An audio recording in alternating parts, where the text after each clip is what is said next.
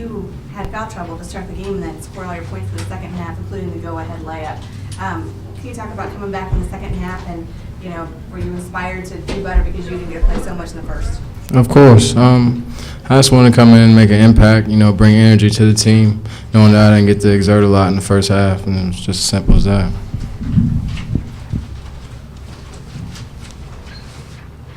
Semaj, this is your second game with 8 assists and 0 turnovers. What are you doing to really concentrate against that game? Just finding the open guys, teammates hitting shots. That's all I really want. Just finding the open guys, though, really. Justin, you guys really made life tough for Kellen Dunham today. Can you talk about it? It wasn't just one guy, but probably a lot of guys. How much of a focal point he was going in for you guys defensively? Kellen's a great player. We watch film and he takes some of the most craziest shots, but makes the craziest shots. So we just wanted to have a chasing mentality, make sure that we smell what type of gum he was chewing if we had to, and just be everywhere he went. Dee Davis, we did a great job of that. Even though he picked up those 2 early fouls, but in the second half, I think he scored 1 field goal on me, and it was a tough shot. But we just wanted to make his life hard because we know, if you throw a wrench in the machine, they got to figure out other ways to get scoring.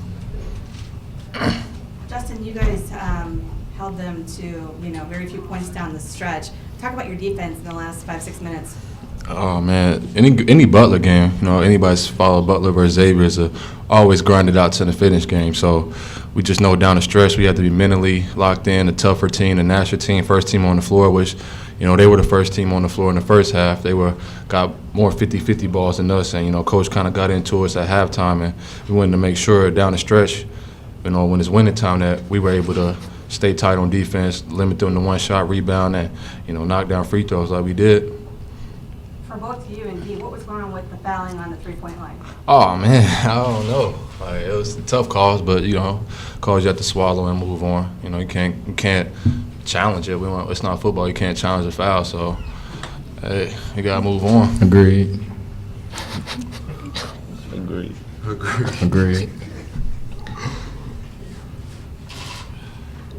Semaj, coach just talked about how you don't have to force as much this year because there's so many people around you, and he thought that your confidence really kind of grew maybe against UC because you had the foul trouble. Do you feel that way now? Do you feel like you don't have to carry the load, even though you had so many points in the first half, you were able to do well with only scoring 4 in the second? Yeah, I feel like this year everybody's in attack mode. I feel like last year we kind of struggled every game, but this year it's like everybody want to win, so everybody picking it up and working out, taking more shots, and doing all the things that we need to keep winning.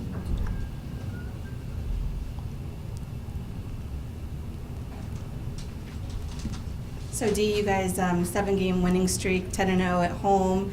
We've talked so much about turning a corner since the battle for Atlantis, but do you feel like this team has finally found its stride or its energy or its identity, I guess? I think we're still trying to succeed, every day in practice, like I always say. Each game is a new game. Each team is a different team, so we just got to prepare and keep working hard to get the win. I think that was a great game. An unbelievable game. If you're a fan, you had to be on the edge of your seat. I thought 2 teams battled from the beginning to the end. The point differential is everybody that was here knows it was a lot closer than that. It was a 1-2 possession game down the stretch, and I thought at halftime we didn't play exceedingly well in the first half, especially defensively. But you have to give Butler a lot of credit. A couple of their kids made shots that I don't want to say we were giving them, but you have to give up something when you play a team that has one of the best shooters in college basketball.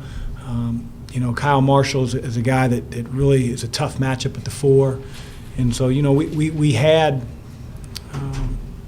tendencies that we thought would put us in the best position to win. And those tendencies by Butler, they actually made some plays that you got to give him a lot of credit. Kyle Marshall generally drives left. He made a few of his first baskets going right. Barlow, he's more of a table setter.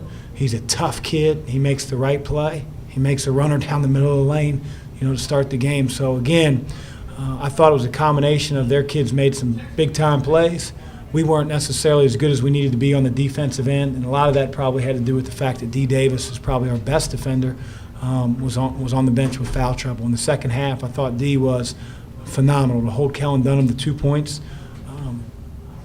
We couldn't ask anything more out of him. And then we had a balanced effort today, whether it was Stainbrook on the inside, whether it was Semaj, getting to the rim and transition and going 8 assists, no turnovers. I just thought, as I told our team, that was a team win against a damn good Butler team. And I sort of joke with Byron and Joe on the radio, that's a hell of a game between the 7th and 8th place teams projected in the Big East.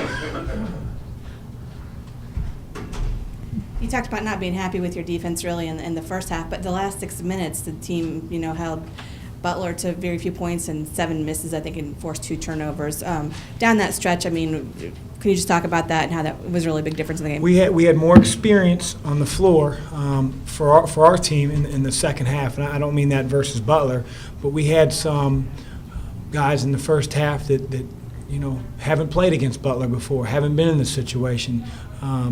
Maybe not necessarily understand the urgency of how to chase Kellen Dunham, understand, how to rotate on a ball screen. And, again, when Dee goes out and Isaiah was out with foul troubles, you bring in very talented players that are a little bit more inexperienced.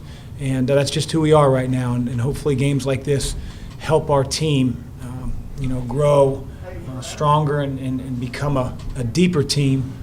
But that's who we were in the first half. Again, you give Butler a lot of credit because their kids made the shots. I mean, Elijah Brown, a couple of those shots that he made in the first half, those were eye-popping. And, again, I thought they came up with too many 50-50 balls in the first half. I thought we got more of them in the second half. And that's usually the difference in the game when you play a tenacious Butler team. Chris, how unique is Dee Davis, not only his lockdown defensive ability, but his ability to do it against guys that are 6 inches taller than him, like Kellen Dunham? I looked out there, and fortunately I didn't look out there and see them side by side early in the game because maybe I'd have changed my mind, but I looked out there with about 5 minutes left, and it looked like Dee was 6 inches. I thought Dunham was growing, and I thought Dee was shrinking. But Dee just does a really good two things. Dee is really quick, and he anticipates really well. And I don't mean anticipation in terms of like getting a steal, but knowing that a screening action is about to take place. He locks in on the scouting report. He covers every detail. He never goes under things. He chases when we ask him to chase. He just he plays with the big heart, and he's done that for 3 years. Coach, did you make any specific adjustments on defense on Kyle Marshall in the second half? It seems a lot more effective than the first. No, I thought, again, hopefully over the long period of time, Kyle will be the guy that wants to drive it and drive it to his strong hand. The first half, he hit a couple jumpers, a couple floaters, and again, our bigs aren't the most mobile at times, and if we're going to take away that jump shot, man, it's just going to open up the drive. And so we had to take away the drive, which is what we thought was his strength coming in. I thought he missed a couple of runners that maybe he made in the first half. Isaiah got a third. Matt did a really good job of playing him. That's a tough matchup, tough cover for Matt. But I don't know if it's anything necessarily that we did. I thought a couple of shots hit in the first half just didn't fall for him. And then going back to Dunham, you probably made life as tough for him as it was today, as it has been all season. How much of an emphasis was it going in, and what did you guys talk about? I mean, we're not the only team that probably places a big-time emphasis on Kellen. Rodney was the same way last year. Some of the shots, and I said it in the paper the other day, some of the shots that he makes, I don't even know how a guy can hit the rim. I mean, I don't feel like he can see the basket, and he's coming off 1,000 miles an hour. It's all in one motion. And he made a couple of those in the first half. And I told our guys, as long as they're contested and as long as they're tough, what else are you going to do, And, again, I think Dee's a special defender, and we're going to have to play him again. So, we'll see what happens the second time around. But a lot of respect for Kellen coming in. 3 times today, players fouled Butler players on the perimeter. Is that twice with Kellen? Was it his unconventional style that maybe led to that with Dee? Well, I complained to the officials, and it's probably probably the right call. But, you know, they kicked their feet out a little bit. And, again, because they don't need to have great balance. Both Elijah and Kellen certainly can shoot off balance shots. And sometimes when they're coming off those pin downs and staggers and they try to get their momentum going towards the basket, it's just a natural reaction that their feet get kicked out. I thought 2 of the fouls weren't on the hand. They were running into the shooter. And we're not the only team that does it. We've been a very disciplined team all year in not fouling jump shooters. Coach Prosser used to say it all the time, dumbest foul in basketball is to foul a jump shooter.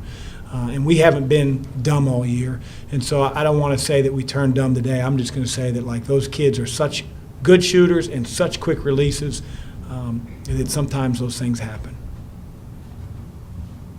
Eric Stenger played the most today that he has since November, I believe, the Miami game. Yeah. Is he getting his wind back? Is it still a process as he's getting back to healthy? Probably lost it today. You know, there's a difference when you're in practice versus playing in a game of this magnitude. But Eric's, he's had more pop. He's had more burst in practice. He's playing harder. He's been more effective rebounding the ball. And so we got to figure out a way to get a senior who's given his heart and soul to this program for 3 years, find a way to get him on the floor. And he gave a great effort tonight.